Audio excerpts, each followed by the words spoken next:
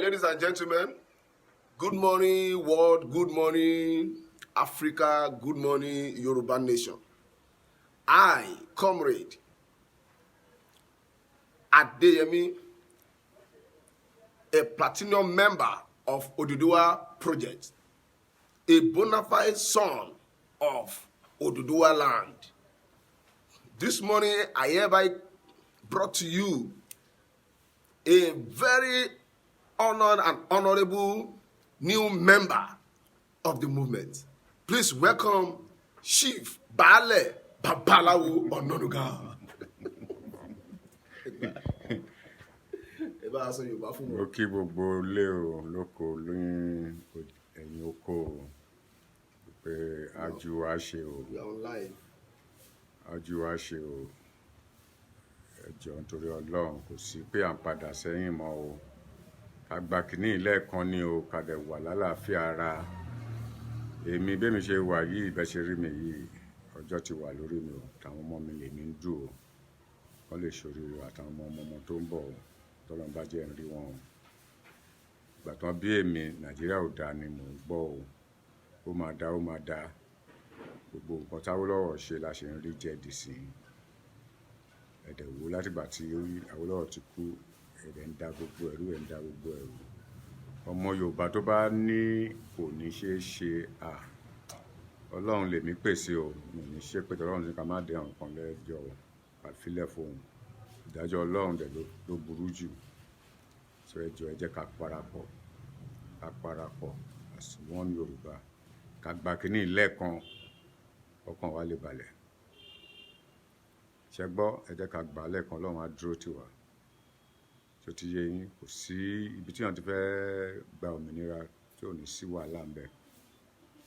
Àwa tá jágbàgbà ẹ jẹ́ ká dìde. Tó ti yé yín ẹ jẹ́ ká dìde ká múra sí ká nípa sí torí àwọn ọba yìí ewu nǹkan tó ń ṣẹlẹ̀ láàrin wọn ewu nǹkan tó ń ṣẹlẹ̀ Ọlọ́run ló ń bá wa jà. Ọlọ́run ń jà fún wa ní fáwa mẹ̀kúnnù. Ọlọ́run ń jà fún wa ní gbogbo nǹkan tó ń sọ síra wọn ewu wọn ṣe ń tú àṣírí ara wọn nígboro ní pàtí gbogbo ẹ̀ Ọlọ́run ló ń jà fún wa o káwa náà túbọ̀ múra ká lè jà o.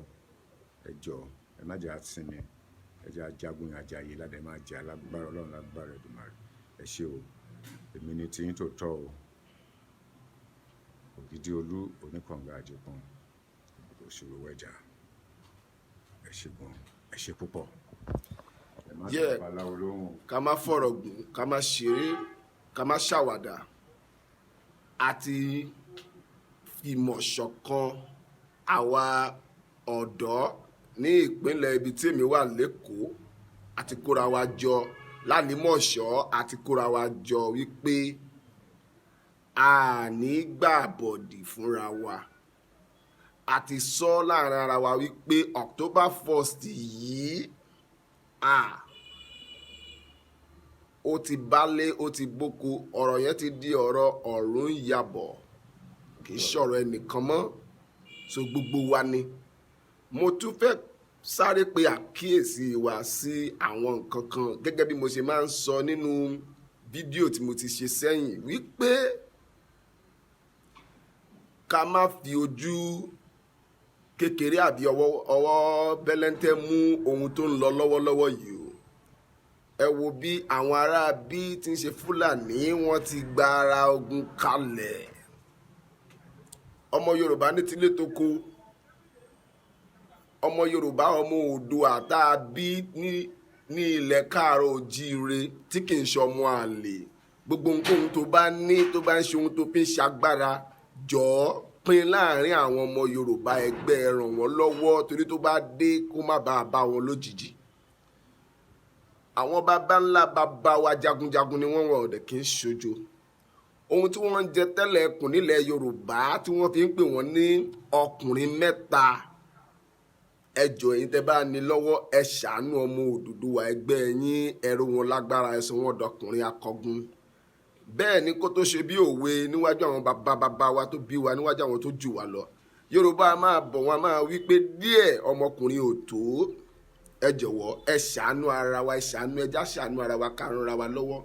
ọ̀rọ̀ yìí ò ń ṣe kékeré iṣẹ́ rí bọ́lọ́run ṣe ń jà fún wa gẹ́gẹ́ bí ẹ̀gbọ́n mi aṣíwájú mi ti sọ bàbá Ògìdì pé ọlọ́run ló ń jà fún wa ní àwa mẹ̀kúnnù ẹ wo bọ́lọ́run ṣe ń tú àṣírí àwọn ọba lọ́ba bọ́ ṣe ń yẹ̀yẹ́ ra wọn.